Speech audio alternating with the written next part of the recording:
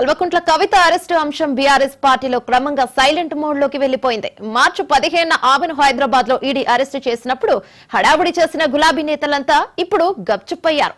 ఆమె వెంట నడిచిన లీడర్లు కూడా ఎవరి పనుల్లో వాళ్ళు నిమగ్నమయ్యారు. అరెస్టు ఆక్రమమని ట్రాన్సిట్ వారెంట్ లేకుండానే ఎట్లా అరెస్టు చేస్తారంటూ ఈడీ ఆఫీసర్లతో అప్పట్లో వాగ్వాదానికి దిగిన కేటీఆర్ ఇప్పుడు ఆ ప్రస్తావన కూడా తేవట్లేదు.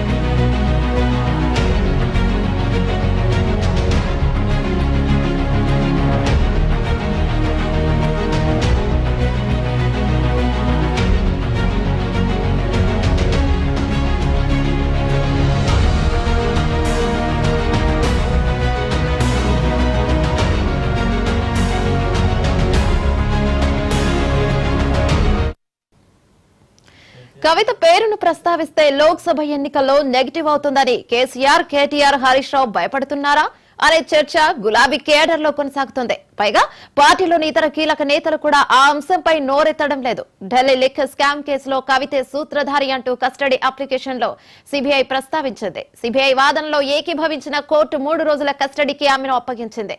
మొన్నటి వరకు ఈడీ కస్టడీ, ఇప్పుడు సిబిఐ కస్టడీలోకి కవిత వెళ్లడంతో బీఆర్ఎస్ అగ్ర నాయకులు అయోమయంలో పడిపోయారు. దీనిపై ఎట్లా స్పందించినా సమస్య వస్తుందని మౌనంగా ఉండటమే మంచిదని భావిస్తున్నట్లు పార్టీ శ్రేణులు అనుకుంటున్నారు.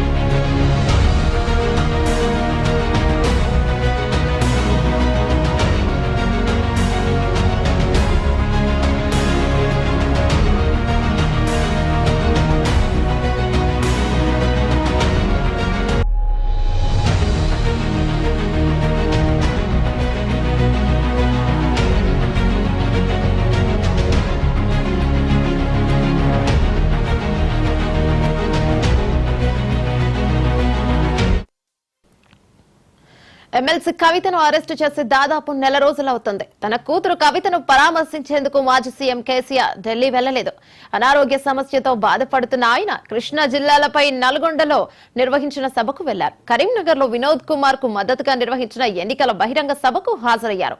పాలంబాట కార్యక్రమంలో భాగంగా ఉమ్మడి కరీంనగర్, వరంగల్, నల్గొండ జిల్లాలో పర్యటించారు. నిన్న సాయంత్రం చేవెళ్ల మీటింగ్ కు కూడా హాజరయ్యారు. కానీ ఢిల్లీ వెళ్లే ప్రయత్నం మాత్రం చేయలేదు.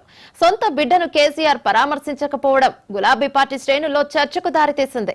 కూతురు కవిత అంశాన్ని మీడియా వద్ద గానీ, అటు బహిరంగ సభల్లో గానీ కేసీఆర్ ప్రస్తావించడం లేదు. కాంగ్రెస్ ప్రభుత్వంపై విమర్శల దాడికే ఆయన ప్రయారిటీనిస్తున్నారు.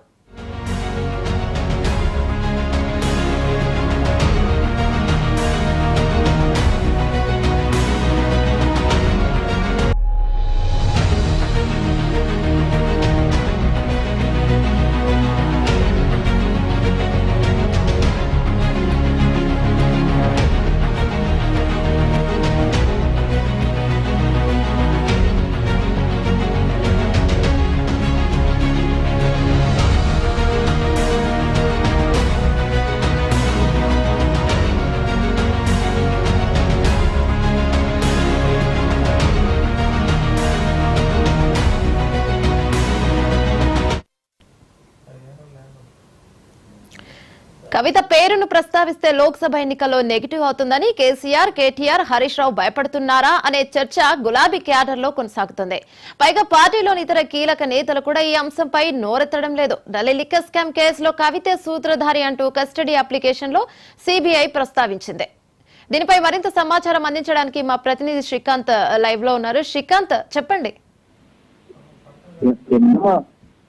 కవిత గత నెల మార్చి 15 నాడు అరెస్ట్ అయింది. అప్పటి నుంచి వేరే సార్ ఆ రోజు పేరే కావచ్చు, కుటుంబ సభ్యులు కావచ్చు, ఎట్లా అరెస్ట్ చేస్తారంటూ ఈడీ తోటి వాదించిన సందర్భం కనిపిస్తుంది. అప్పటి నుంచి ఆ తర్వాత కోర్టులో తేల్చుకున్నాం, న్యాయపరంగా ఎదుర్కొంటాం, కోర్టు ద్వారానే ఎదుర్కొంటామని పార్టీ చెప్పడం జరిగింది. అయితే అప్పటి నుంచి మాత్రం బీఆర్ఎస్ పార్టీ వ్యూహాత్మక మౌనం పాటిస్తూ వస్తుందని చెప్పొచ్చు కవిత విషయంలో. ఎందుకంటే ఇప్పటి వరకు బహిరంగంగా ఎట్లాంటి కామెంట్స్ కూడా చేయనటువంటి పరిస్థితి. నిన్న చేవెళ్ల సభలో మాత్రం కేసీఆర్ అయితే మోడీ లేకుంటే ఈడీ అనేటువంటి కామెంట్ చేశారు. ఎందుకంటే ప్రతిపక్ష పార్టీలను అనుకూలంగా ఉంటే పార్టీలనేమో ఒక రకంగా, అనుకూలంగా లేని పార్టీలను ఒక రకంగా కక్ష సాధింపు చర్యలకు పాల్పడుతున్నారు, వేధిస్తున్నారని చెప్పే అటువంటి కామెంట్స్ ఆయన చేయడం జరిగింది. కవిత పేరెత్తకుండా ఆయన మాట్లాడడం జరిగింది. అయితే ఎక్కడ కూడా బీఆర్ఎస్ నేతలు కావచ్చు అప్పట్లో అరెస్ట్ అయిన వెంటనే ఢిల్లీకి వెళ్లారు. కొంతమంది ఢిల్లీకి వెళ్లి ఒక ములాఖాత్ కావడం, అదేవిధంగా తాజా పరిస్థితులు, అడ్వకేట్స్ తో ఇంటరాక్ట్ అవ్వడం ఇవన్నీ జరిగినాయి. అయితే తాజాగా సిబిఐ కూడా అరెస్ట్ చేయడం జరిగింది, కస్టడీలోకి తీసుకోవడం జరిగింది. తాజా పరిణామాలను చూస్తుంటే కవిత ఎపిసోడ్ కొంచెం బీఆర్ఎస్ పార్టీకి ఇబ్బందికరంగానే మారిందని చెప్పవచ్చు. ఎందుకంటే లిక్కర్ కేసు ద్వారా ఇటు తెలంగాణలో ఇప్పుడు పార్లమెంట్ ఎన్నికలు ఉన్న నేపథ్యంలో ఇది సెన్సిటివ్ ఇష్యూగా బీఆర్ఎస్ పార్టీ భావిస్తుంది. ఎందుకంటే నెగిటివ్ మెసేజ్ వెళ్ళే అవకాశం ఉందని చెప్పి భావిస్తున్న నేపథ్యంలో ఆ స్థానిక అంశాలు ఏదైతే లోకల్లో తెలంగాణలో నెలకొన్న అంశాలు ఏవైతున్నాయో వాటినే ప్రధానంగా ప్రధాన ప్రతిపక్షం ఉన్నటువంటి బీఆర్ఎస్ కావచ్చు మెయిన్ గా తెలంగాణలో నెలకొన్న సమస్యలపైన ఫోకస్ పెట్టి చేస్తున్నారు. కవిత విషయం అయినా ఇట్లాంటి కామెంట్స్ అయితే ఏ నేతలు కూడా చేయట్లేదు ఇప్పటి వరకు. ఈవెన్ కేసీఆర్ కావచ్చు, కీలకంగా ఉన్నటువంటి హరీష్ రావు, కేటీఆర్ కావచ్చు, మిగతా మాజీ మంత్రులు కావచ్చు, ఎవరు కూడా కవిత విషయంలో మాట్లాడి కేవలం రాజకీయ ప్రేరేపిత చర్య అనేది ఈ కేసులో ఏం లేదని ఇటు కవిత పలుమార్లు ఇటీవల వ్యాఖ్యానిస్తూ వస్తున్నారు. సుదీర్ఘంగా మొన్న లేఖ కూడా రాశారు, 4 పేజీల లేఖ.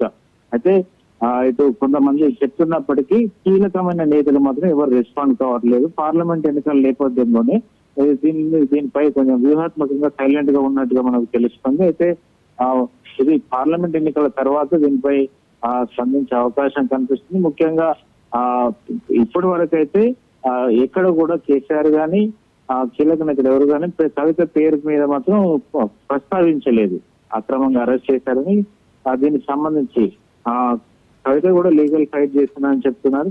సిబిఐ కస్టడీ ఇచ్చిన తర్వాత దీని పరిణామం ఎలా ఉంటుందనేది కూడా చూడాల్సి ఉంటుంది. ఎందుకంటే ఇప్పటికే కాంగ్రెస్ నేతలు కూడా కేటీఆర్ పై కూడా కామెంట్ చేస్తున్నారు. ఎన్నికల తర్వాత జైలుకు వెళ్తారు కేటీఆర్ అనేది చెప్పి షబ్బీరాలు కూడా కామెంట్ చేయడం జరిగింది. ఇట్లాంటి పరిణామాలు చోటు చేసుకుంటున్న రోజు ఇది పార్లమెంట్ ఎన్నికల్లో కాంగ్రెస్ పార్టీ కావచ్చు, బీజేపీ పార్టీ కావచ్చు, ఎన్నికల్లో మాత్రం దీన్ని అస్త్రంగా వాడుకునే అవకాశం కనిపిస్తుంది. ఈ నేపథ్యంలోనే బీఆర్ఎస్ వ్యూహాత్మకంగా మౌనంగా ఉంటుందనేది ఒకటి మాత్రం వినిపిస్తుంది. Thank you Srikanth.